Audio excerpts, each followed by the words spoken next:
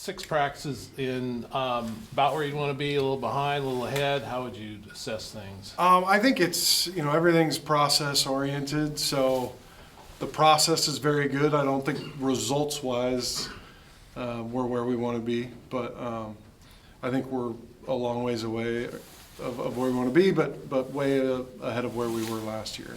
I know that doesn't always come across in what you guys may see, but got some new guys, certainly some new guys up front, new coaches, but I really like where they're at, and I like how they approach it every day. Well, it really only matters what it looks like in September. Correct, So it's correct. now it could be rough. Yes. Did you? Trent was saying, you guys do a lot of install here, and after the break, it'll be just keep doing what you're doing and not really adding more to it. Is that how you feel like is the best way to approach this? Or? Yeah, we will meet as a staff next week and say, here's what we have, here's what we need to fix. Is there really anything we need to add? We're not going to add just for fun. Like, we want to get good at what we do, get these guys really comfortable with what we do, with what our core is. But the big thing for them is, like, I want to see guys being confident and playing fast.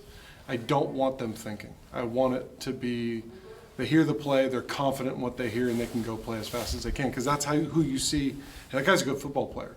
Now that he's not thinking all the time, he's a much better football player. So that's kind of the goal for the back half of spring is let's get these guys playing faster, more confident, and not try to confuse anybody. Are there calls that we may not be able to account for that our defense brings, or things that we would have to game plan throughout the season? Absolutely, but let's just let them go, let them play fast, and see who can help us in the fall. What would have been your impressions of Maalik so far? There's moments where you could tell that he knows it, but he's not confident in it, and there's moments when he's confident, and the kid, he's a player. He can make all the throws.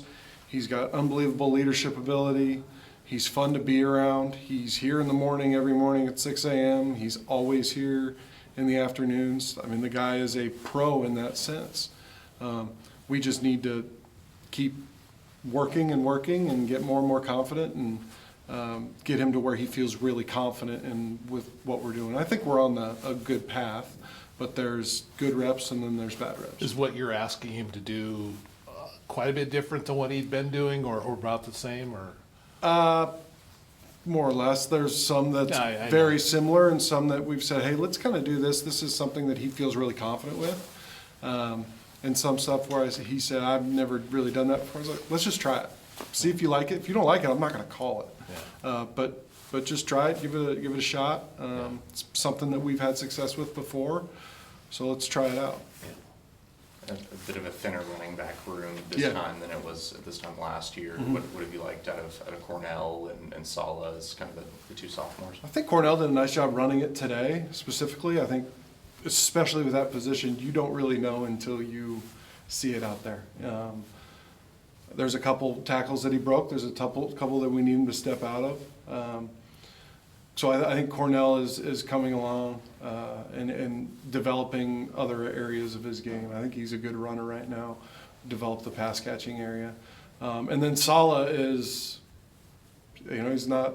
he's staying on his feet, he's finishing runs. I think we know the athleticism, the burst, the size, the speed, it's all there. But he's going to be a huge part of what we do this season. Is he kind of fitting more what Hank does as a real downhill guy? Obviously he works on a lot of the outside stuff, but does he kind of add that receiving ability that Jan had, or is that more Cornell's skill set? How do those two kind of parse that out?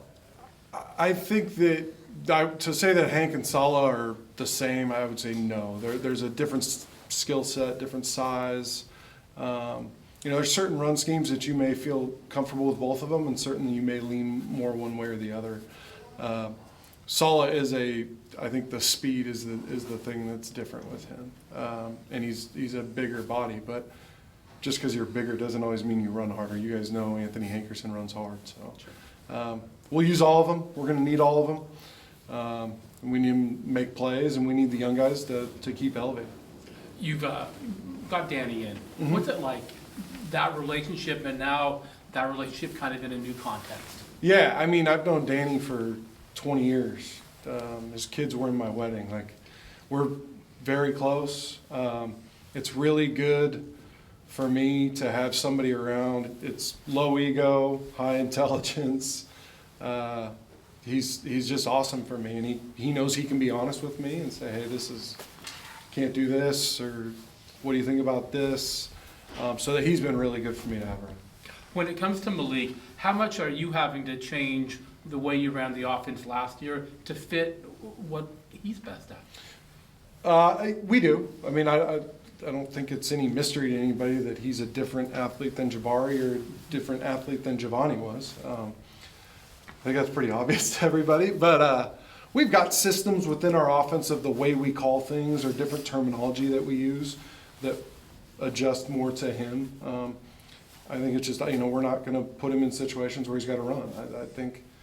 But there's a difference between a dynamic athlete who can make plays outside of the pocket and somebody who moves really well within the pocket. And he has very good athletic ability within the pocket. So moving around, evading rushers, he's very good at that.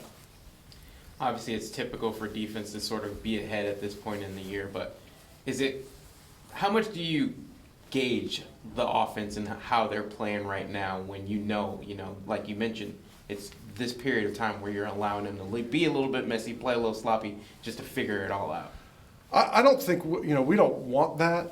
It's going to be sloppy at times. I think what I'm trying to communicate to our guys is as long as we are all on the same page, and as long as you and I are doing what we're supposed to, and that correlates to how Nick does what he does, we're fine. It's when you and I are doing one thing and Nick's doing another thing, that's where bad plays happen. There's more plays are bad because of lack of communication than they are because poor scheme.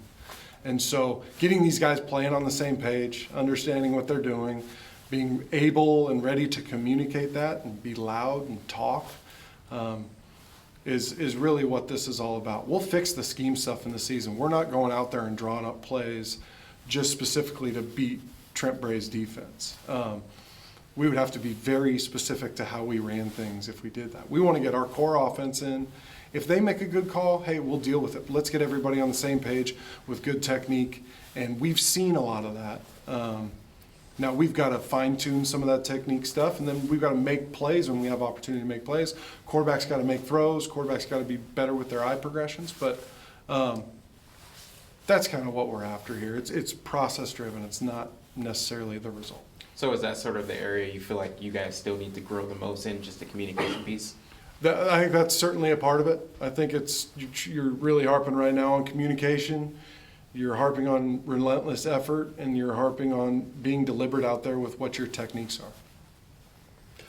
Second year, how was it like for you? How do you feel like you've grown or changed since? I mean, some of it's trial by fire. You make some mistakes and you learn, and I've certainly done that.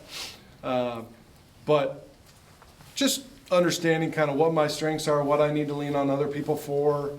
I really like this staff, and I liked last year's staff, but this staff, the communication has been really good. We want that low ego, high output. Try to surround myself with people that are smarter than me, and people will be honest. And so I think we're on a really good path, and I think it'll lead to better results this fall.